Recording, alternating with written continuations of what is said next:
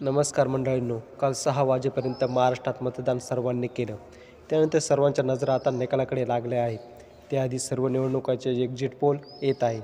लोकसभेच्या वेळेस आपल्या चॅनल जे एक्झिट पोल दिले होते ते अगदी तंतोतंत खरे ठरले होते. त्यामुळे काल झालेल्या विधानसभा निवडणुकांचा देखील एक्झिट पोल आम्ही तयार केला आहे.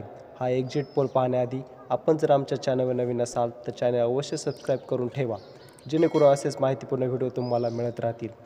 या व्हिडिओत आपण महायुती आणि महाविकास आघाडी महत्त्वाच्या आणि प्रमुख पक्षांच्या किती जागा येतील हे पाहणार आहेत. त्यामुळे हा व्हिडिओ शेवटपर्यंत नक्की पहा. महायुतीमध्ये भाजपा हा सर्वात मोठा पक्ष ठरला आहे. भाजपाला 75 ते 80 जागा या भाजपाच्या येणार आहेत, असा अंदाज सर्वेमध्ये आहे. त्यानंतर एकनाथ शिंदे यांच्या गटाला 28 ते 35 जागांवरच समाधान मानावं लागणार असून त्यांच्या वाट्याला निराशा आली आहे. ठाकरेंशी केलेली गद्दारी बहुतेक लोकांना आवडलेली नाही. त्यानंतर अजित पवार यांच्या गटाला 15 ते 22 जागा मिळतील असा अंदाज या सर्वेमध्ये आहे.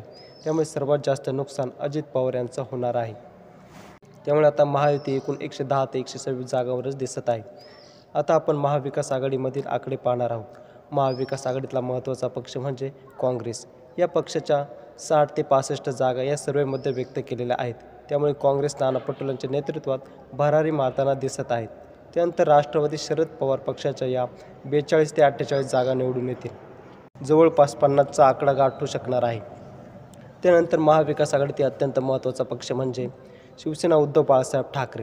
या पक्षाला 50 ते 55 जागा मिळतील असा अंदाज या सर्वेने वर्तविला आहे. त्यामुळे उद्धव ठाकरेंना मिळालेल्या सहानुभूतीचा या ठिकाणी नक्कीच फायदा होणार आहे. महाविकास आघाडी ही 155 ते 170 जागांवर मुसंडी मारून राज्यात आपलं सरकार स्थापन करणार आहे आणि आपलाच महाविकास आघाडीचा मुख्यमंत्री देखील बनवणार आहे.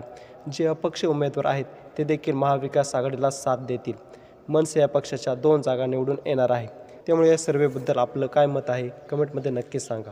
व्हिडिओ जास्तीत जास्त शेअर करून लाईक करा आणि सोबतच आमचं 20 मराठी यूट्यूब चॅनल अवश्य सबस्क्राईब करा. जय महाराष्ट्र.